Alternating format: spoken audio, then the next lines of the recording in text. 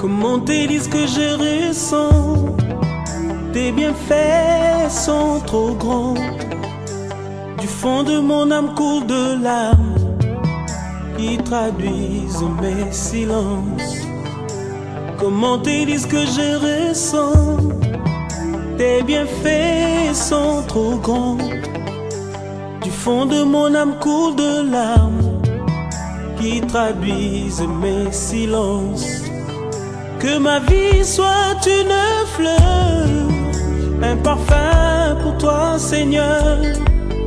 Que ma vie soit une fleur. Shalom, shalom, peuple de Dieu, shalom. Bonne année 2022. Que Dieu vous bénisse. Vous êtes bénis au nom de Jésus-Christ. Alléluia. Je vous invite ce matin à entrer dans la chambre haute. La chambre haute est un lieu de prière, un lieu de connexion avec le Saint-Esprit, un lieu de délivrance et de guérison, un lieu de restauration. Alléluia. Et ce matin, notre sujet, c'est la foi. Combat de la foi. Le combat de la foi est très important. Mon frère, ma soeur, oui, la foi cette année est très importante. Tu as besoin de cette foi qui va aller chercher toute la bénédiction que le Seigneur t'a promis. Pour cela, il faut faire le combat de la foi. Nous lisons 1 Timothée chapitre 1, verset 18-19.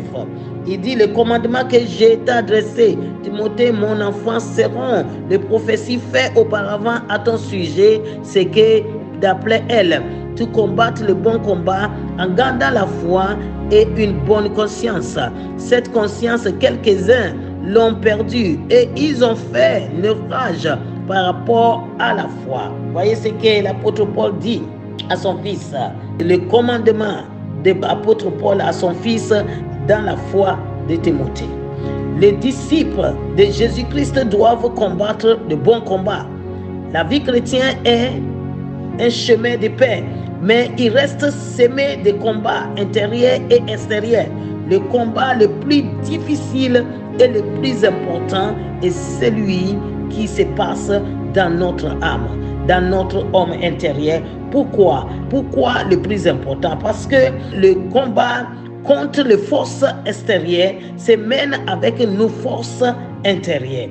Et si celles-ci sont faibles, comment pourrons-nous gagner le combat de notre foi? Dans ce passage de 1 Timothée chapitre 1, 18, nous lisons deux points importants du combat de la foi.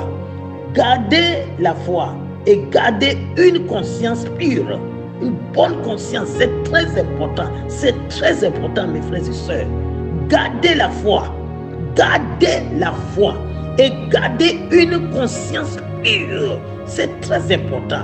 Oui, ces deux éléments résument le but premier du combat spirituel. Beaucoup pensent que le combat spirituel consiste à une lutte contre le démon, le sorcier, le pouvoir des ténèbres. Mais ce combat n'est que la partie extérieure du combat. Le vrai combat spirituel commence à l'intérieur de nous-mêmes. Oui, ça commence à l'intérieur de nous-mêmes. Ça commence à l'intérieur de toi, à l'intérieur de moi. C'est ça le vrai combat spirituel. Oui, 1 Timothée 2, verset 8 nous dit, je veux donc que les hommes prient en tout lieu. Écoutez bien. En levant des mains pures, sans colère ni mauvaise pensée. Vous voyez? Et si nous lisons encore Philippiens 4, verset 8, il dit quelque chose de très important. Il dit, au reste, frère, que tout ce qui est vrai, et tout ce qui est honorable, et tout ce qui est juste, tout ce qui est pur, tout ce qui est aimable, et tout ce qui mérite l'approbation, ce qui est vertueux et digne de louange, soit l'objet de vos pensées. Vous voyez, soit l'objet. Alors si j'ai de mauvaises pensées et puis je lève mes mains devant le Seigneur, oh mon frère, ma soeur, ce n'est pas digne de gloire. Oui, avant de prier, contrôlez le pouvoir des ténèbres. Avant de prier, il faut contrôler le pouvoir des ténèbres. Les chrétiens doivent veiller à l'état de son être intérieur. C'est très important. Le pensée intérieure venant du cœur, si le cœur est souillé, il produira de mauvaises pensées. Si le cœur est gardé pur, il entretiendra des pensées nobles et justes. Oui, c'est ce que Marc a dit. Si nous lisons Marc chapitre 7, verset 23, oui, on va voir. Qu'est-ce que Marc dit? Le Seigneur nous parle de toutes ces choses mauvaises qui sortent dedans et qui suivent l'homme. Et donc nous comprenons l'exhortation de Paul qui nous invite à prier, mais en levant des mains pures, sans mauvaise pensée. Le cœur de l'homme, voilà ce qui doit être préservé plus que toute autre chose. C'est la première condition pour mener la guerre spirituelle contre les forces mauvaises, contre les forces des ténèbres. C'est pour cela, si nous lisons Marc 7, 23, il dit, ce qui sort de l'homme, c'est ce qui suit l'homme. Car c'est du dedans, c'est du cœur de l'homme que sortent les mauvaises pensées, les adultères, l'impudicité, les meurtriers et le viol et le vol et la cupidité, la méchanceté, la fraude et le dérèglement, les regards envieux, les calomnies, l'orgueil, la folie. Toutes ces choses mauvaises sortent dedans, ça sort de dedans et suit l'homme. Oui, la foi est un mystère. La foi se conserve dans l'environnement d'une conscience pure, d'une bonne conscience. C'est très important. 1 Timothée 3,9. La conscience est comme un écran qui fait le lit du trésor de notre foi. Oui, un enfant de Dieu, nous vivons dans le dernier temps annoncé par la parole de Dieu. Et la prophétie biblique nous avertit que dans ces temps de la fin, certains s'attacheront à des esprits séducteurs et à des doctrines, des démons, parce qu'ils seront détachés de la foi. Oui, mon frère, ma soeur, ces personnes-là, nous devons prier pour eux. Certains s'attacheront à des esprits séducteurs et à des doctrines, des démons, parce qu'ils seront détachés de la foi. Ils seront détachés, beaucoup se détachent de la foi. Et 1 Timothée chapitre 4 verset 1 nous dit, mais l'Esprit dit expressement que dans le dernier temps, quelques-uns abandonneront la foi pour s'attacher à des esprits séducteurs et à des doctrines de démons. Lorsque l'intérieur n'est pas nourri de la parole de Dieu, il s'affaiblit. Or, la foi vient de ce qu'on entend, et ce qu'on entend vient de la parole de Dieu. Ainsi, c'est la parole de Dieu qui fait nourrir, naître et qui entretient la foi. Tout chrétien averti doit savoir qu'il est facile de faiblir dans la foi et de rétrograder. Qu'est-ce qu'un rétrograde? C'est quelqu'un qui a fait un pas devant et plusieurs pas en arrière depuis le premier jour de sa conversion. Es-tu un rétrograde, mon frère? Es-tu un rétrograde, ma soeur? Est-ce que tu sais que ta foi s'est refroidie? Maintenant, plus que hier, est-ce que tu sais?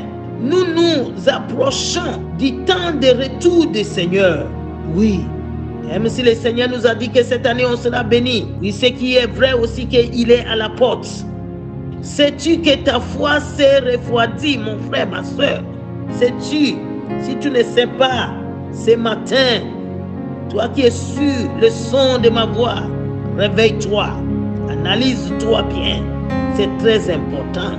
Le temps de retour du Seigneur est proche. Maintenant, plus que jamais, nous devons nous examiner pour voir si nous sommes toujours dans la foi. Examinons-nous si nous sommes toujours dans la foi. Oui, on dit nouvelle année, mais est-ce que tu es dans la foi? L'année 2022, Dieu dit va nous bénir, mais est-ce que tu es dans la foi? Quelle est la température de notre foi? Chaud, tiède, froide. Oh mon frère, ma soeur, examinons-nous mes frères et sœurs, c'est très important. Regardons ce que l'apôtre Pierre dit dans 2 Pierre 1, 4, 7, il a dit: comme sa divine puissance nous a donné tout ce qui contribue à la vie et à la piété, au moyen de la connaissance de celui qui nous a appelés par sa propre gloire et par sa vertu, lequel nous assurons de sa part le plus grande et le plus précieux promesse, afin que par elle vous deveniez participants de la nature divine, ayant fui la corruption qui existe dans le monde par la convoitise. À cause de cela même, faites tous vos efforts pour joindre à votre foi la vertu, à la vertu la science, à la science la tempérance, à la tempérance la patience, à la patience la piété, à la piété l'amour fraternel, et à l'amour fraternel la charité. Alléluia. La foi est un mystère qui doit être entretenu dans le secret de notre conscience, et cette conscience doit être gardée pure par la repentance quotidienne et par une vigilance. C'est très très important, mes frères et sœurs. Oh, alléluia. Cela signifie que nous devons veiller à ce que nous lisons. Ce que tu lis entre dans ton cœur. Nous devons veiller. Nous devons veiller. Tu dois veiller, mon frère, à ce que nous lisons. Ne permettez pas aux choses méchantes de pénétrer en vous. Refusez des critiques, des mentir, des jalousies. Si l'ennemi vous tente avec ces choses, refusez des critiques, des convoitises, des envies, des mensonges, des jalousies. C'est très important, refusez cela. Et si l'ennemi vous tente avec ces choses, pourrez-vous réfugier dans le sang de Jésus à travers la prière de repentance, afin d'être rendu pur de nouveau. Au nom de Jésus, au nom puissant de Jésus. La guerre spirituelle se gagne lorsque la pureté intérieure est entretenue. Autrement, les démons que vous liez et vous chassez reviendront vous attaquer. Ils reviendront vous attaquer parce qu'ils voient que votre intérieur est sale, est rempli de mauvaises choses. Celui qui nous donne la victoire sur l'ennemi doit être assis sur le trône de notre cœur et non à côté du trône. Ainsi, la guerre spirituelle commence avec la guerre contre moi. C'est très important. C'est contre toi-même. Alléluia. Ton ego, l'idole de moi, l'idole de toi. Oui, je dois mourir pour asseoir le Christ en moi. Tu dois mourir, faire asseoir le Christ en toi. C'est très important. Ma volonté doit laisser la place à la volonté de Dieu. C'est très important, mes chers soeurs, mes chers frères. Celui qui nous a donné la victoire, celui qui nous donne la victoire sur l'ennemi doit être assis sur le trône de notre cœur et non à côté du trône. Tu veux la victoire, laisse la place à Jésus.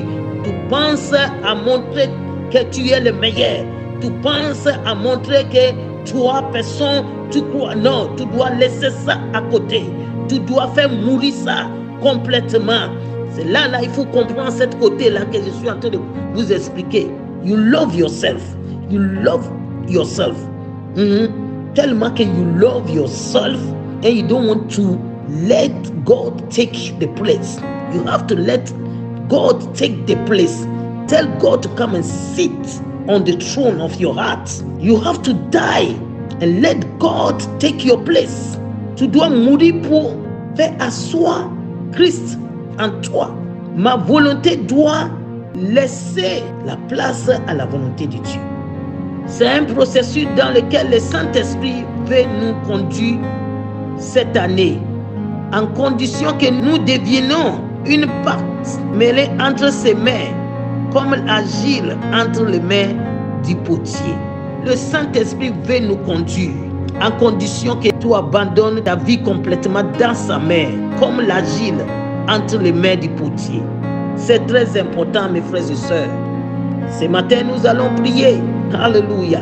Et tu répètes après moi: Père, je me répands pour toutes les fois où ma volonté s'est opposée au-dessus de la tienne, à cause de mon égoïsme et de mon orgueil, au nom de Jésus-Christ.